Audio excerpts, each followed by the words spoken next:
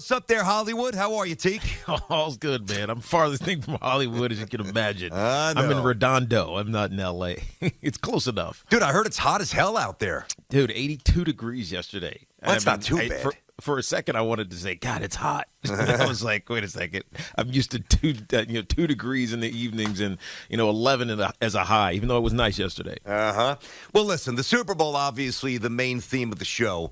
I told you last week when the Super Bowl line actually more than that, almost 2 weeks at this point, when the line came out, opened at Rams -4.5, currently at Rams -4. I told you to get that late-ish money on the Bengals. I actually think this goes off at 3.5. I think most of the money late pours in on Cincy, and obviously that's the way I'm leaning. So we'll do a lot of football, but we at least need to put a bow. And listen, the Knicks won last night, whatever. It doesn't matter. Who cares? But although the one thing I do care about, Tiki, it's funny, Julius Randle had no problem talking after a win when he had like 16 rebounds and however many points he had. And then he'll speak. I saw him on the MSG, I don't think it's Rebecca Harlow, because did she have the baby yet? I think she did, or soon. Either way, whomever he was speaking to, he was fine. Then now I'll talk. Listen, we're past the trade deadline, so we don't need to lament about, what didn't transpire. My only point about the Knicks, and this will not be a huge theme of the show, it's got to be football, and it will. But if you want to get in on this now, we'll give you a little window, 877-337-6666. Here's what I need to know, Tiki, as a Knicks fan, all right? Because we beat the Harden stuff to death. We nailed it. We said that he should be dealt, that he would be dealt, and we love the trade for the Nets. I like it a little bit more than you. I love it. You like it. But I think at least for the Knicks' point of view now, all I need to know is this, all right? Again, they're going to the lottery. I still believe that's the destination. That doesn't matter right now. That's immaterial. I need to know. I need to hear Leon Rose speak.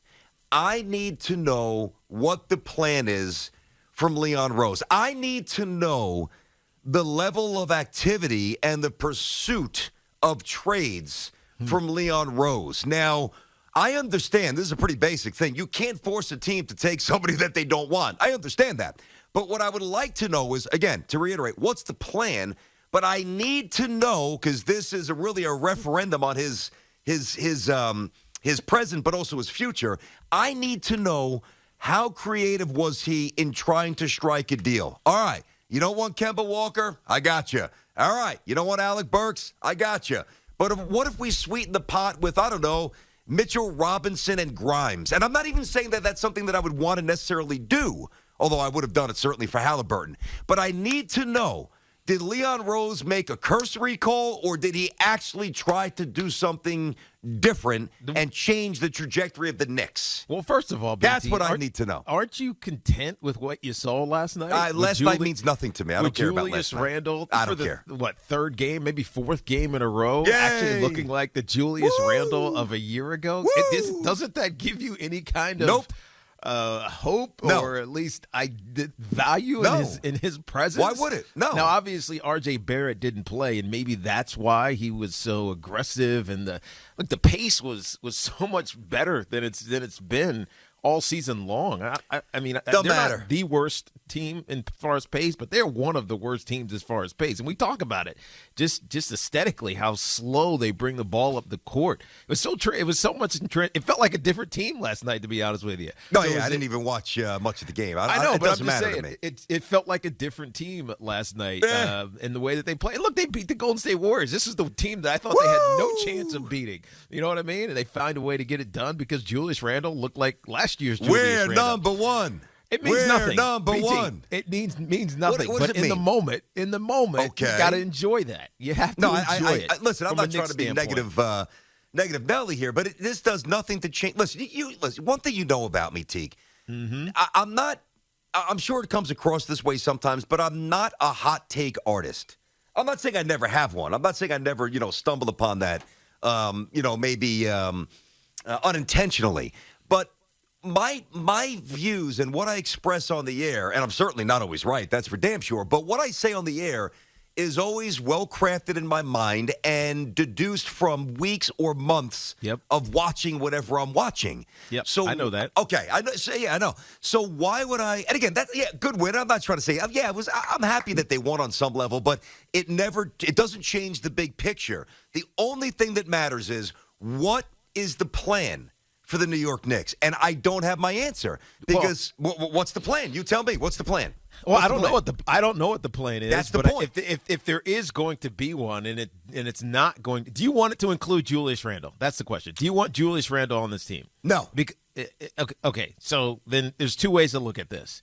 Because last night, really the last 4 nights, he's been really good, Julius Randle, and that's a good thing. In fact, leading up to yesterday, we were saying the fact that he's playing better gives him more value in a potential trade. And so you almost you relish in the fact that Julius Randle is not the whipping boy anymore of the Knicks' misfortune. And so in a way, because he's playing well, it's actually a good thing for when Leon Rose and the Knicks try to move him in a sense. And so almost, in a convoluted, odd way, you kind of get the best of both worlds because they're not going anywhere, as you said, but Julius Randle's playing better, so you're going to get more value for Julius Randle when you ultimately do try to move him. All right. I mean, that's a very rosy way of looking at it. And by the way, I thought you have to, man. Well, you said you're 7 games or 6. Well, now 6 games. You're 6 games under 500. Exactly. You can't just wallow in your own sorrow. Yes, for the you rest can, of the because season. then that gives me a chance to finally get it right in the lottery. So now what happens? They'll win a few meaningless games, and instead of picking, 3rd, 4th, 5th, or 6th, they'll pick 12th or 13th. And not that they'd pick the right guy at 4th or 5th anyway, if history repeats itself. But you say you get the best of both worlds. No, take the best of both worlds is the Knicks are winning frequently and Julius Randle's playing well. Not that he intermittently cranks it up and theoretically increases his trade value during the summer. That's not the best of both worlds. That's torture. But at least best the latter, of both worlds. But at least the latter is true, correct? Yes. No, I'm not going to refute that. And that is a part of the conversation. But I just want to reiterate, and again, we're not doing Knicks the whole show. That's for sure. We're doing football 85% of the show. But we didn't really touch much on the Knicks yesterday outside of telling you that we did not believe Randle would be traded, but we thought some of the ancillary pieces would be dealt to open up minutes for other play. Now, Cam Reddish played 20-something minutes last night. That's right. Cam Reddish played well. But now Derrick Rose is coming back. So what does that do? I don't know. I guess we can figure that out when we need to. But the only thing I'm concerned about at this point, because I know what Tom Thibodeau is as a coach. I know who Julius Randle is as a player, although it fluctuates too much to really know. But you kind of know, given the fluctuations, you know that he's inconsistent. What I need to know is what kind of general manager Leon Rose is going to ultimately be. And let's be honest. And I got I got tweets on this yesterday. Yeah, but hey, idiot. Nobody wants the Knicks trash. I understand that. But who brought the Knicks trash in? Leon Rose. So when they're telling me Leon Rose, they're like, man, it's so funny. They're making an excuse for Leon Rose's inability to trade some of these dead weight pieces. But Yes. Leon Rose is the one who brought him in. Yeah, forgetting the fact that he signed Kemba Walker and Fournier and all these extended other guys. Julius Randle. Yeah, I mean, There's a lot of things. He drafted Obi Toppin, and not to knock the young man, but you should have taken Halliburton, whatever. So I want to know I wish I had a little camera in Leon Rose's office. Was Leon Rose sitting by the phone, hoping it would ring, okay? Or was Leon Rose making the first call? Hey, listen, we have this and this. We've got draft equity. Let's make something happen. Nah, we don't want Burks. All right, you don't want Burks? How about this? Before they traded Halliburton, all right, De'Aaron Fox. You don't want. How about we give you Mitchell Robinson and 2 1s and Grimes for De'Aaron Fox? I'm just throwing something out. Were those steps taken? And it seems like he's not doing anything because a lot of prominent players were traded. Yeah, and we'd have no idea because we don't know. We don't know what almost happened or what didn't happen. But it's odd, especially in New York, VT, that there was no rumor I'm hearing or we've heard that the Knicks are talking to actually. We didn't hear any of that over the last week or so, week and a half. So does that mean that he wasn't talking to anybody, or is this he's doing a good job of keeping it quiet? That's and there's no way he kept it quiet. So I think it's the former, right? He wasn't talking to anybody. I just don't understand the arrangement. Like what? And again, I'm not trying to denigrate the man, but what the hell Scott Perry still doing here? like who's running the show? Why are you angry at the Knicks today, BT? Well, because they didn't do anything. I mean, it took you 12 minutes to realize why your partner's not happy? Because they didn't get rid of anybody that I wanted them to get rid of. Yeah, but could they? I mean, I'm going to actually be on the side of some of the guys who were tweeting at you. Could they really have gotten rid of some of these guys? I mean, Cam Reddish was interesting. Yeah. But you just signed him, and you got to kind of – I mean, I wanted to find out what he was about. We saw a little bit of it last night. Yeah. So if they would have moved him, honestly, I would have been a little bit disappointed. I didn't want to move Cam Reddish. I wanted to move players so Cam can play. I know, but I'm just saying, yesterday, really the only noise around the Knicks was that Cam Reddish, maybe with Alec Burks, was about to get traded somewhere. That was the only noise. The three-teamer. Yeah, exactly. So that was the only three-teamer. noise. We didn't hear anything about Julius Randle, potentially. We didn't hear anything about Evan Fournier, potentially, or Kimball Walker, potentially. The only person we heard was Cam Reddish and Alec Burks. And Cam Reddish we kind of wanted to see. So it was So let me get this right. So what I'm saying is I think these guys on Twitter that are hitting you up saying we couldn't move it because they're not good enough are probably right. Oh, no, I'm not saying that they're not right, but I just think that they were – are you going against your party? Are you going with I'm the not. opposition here? I'm not. Wow. I'm just telling you that they're right, even though your point is valid. Well, they are right, but that wasn't the ultimate point. The ultimate point was hold on, I just ripped out my headphone. Hang on one sec, T. Okay, there we go. They were not wrong in their assertions that nobody really wanted what the Knicks were offering up, but my response was, okay, who brought him in? You know, it just seems to be at this point a little too visionless for my taste. Yeah. So I don't know, like, who are they? What's their identity? Where are they going? I'm very confused. That's all. 877-337-6666. All right, get some calls here, Tiki. See what's cooking? Go ahead, man. All right. Let's go to Adam on Staten Island on the fan, Tiki and Tierney. Adam, what's happening? Hey, what's up, guys? I just wanted to comment on the Knicks real quick. You know, until they fix the point guard situation, this team is always going to be inept. I mean, either by their own devices or by just pure bad luck, this team has always failed at the point guard. I mean, they missed Steph Curry by one pick.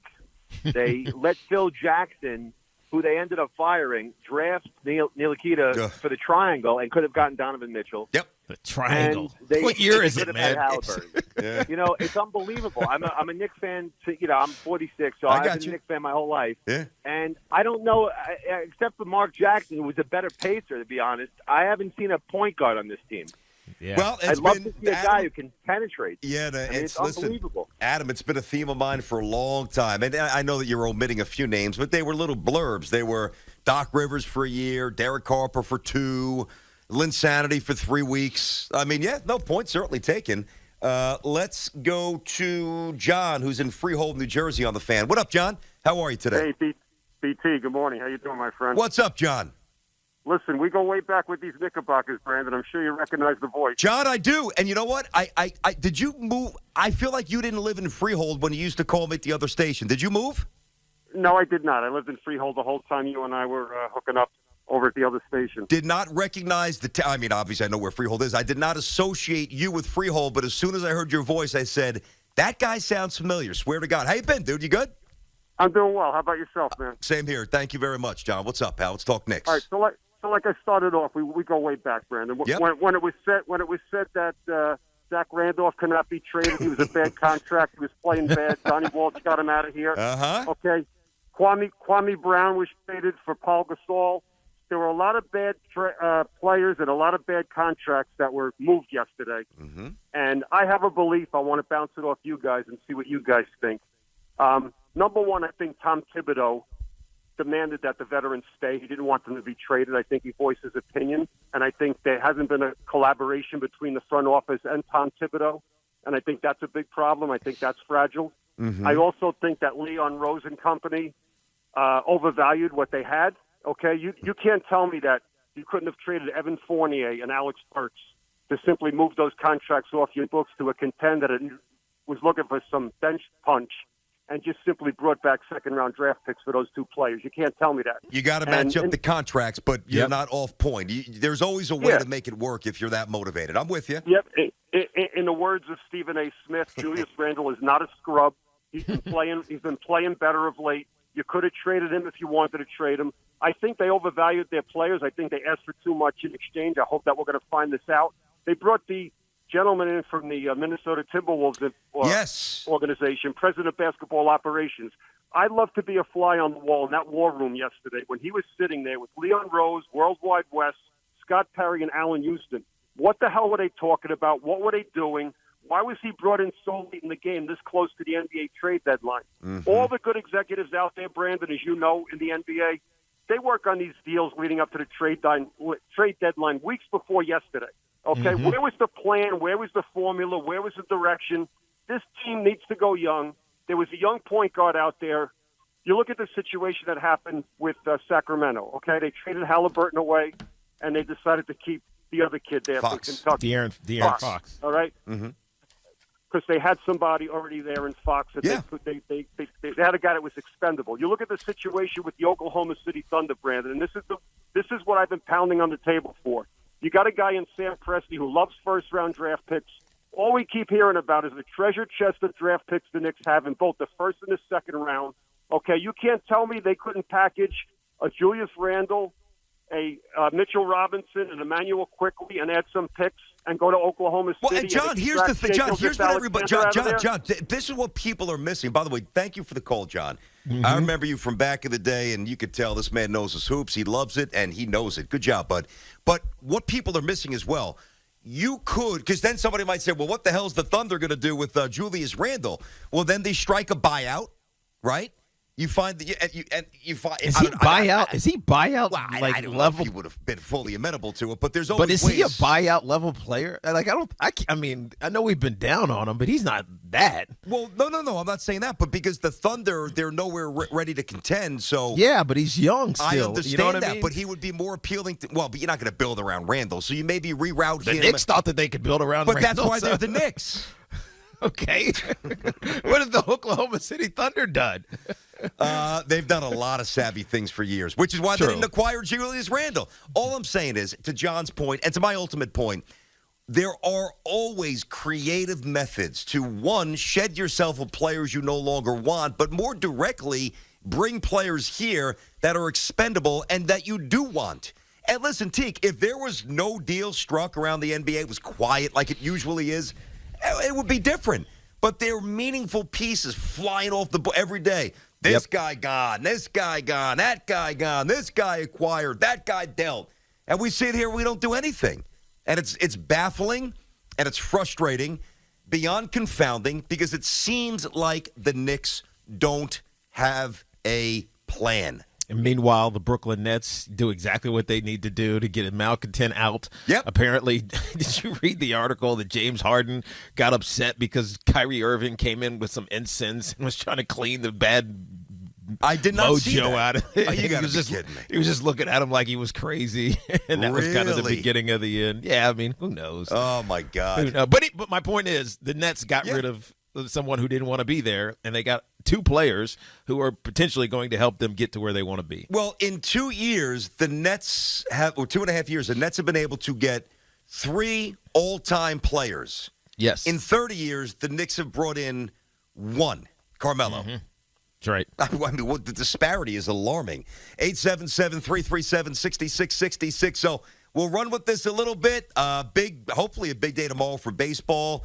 There's a little noise that there's urgency. I wonder why there'd be urgency. Pitchers and catchers supposed to show up in 3 days, but looks like these clowns might actually get it right. Hopefully something pops this weekend and we get some traction. But obviously after we run with the hoop stuff, all football, all the way. Tiki and Tierney up until 2. That is Carton and Roberts on the Fan.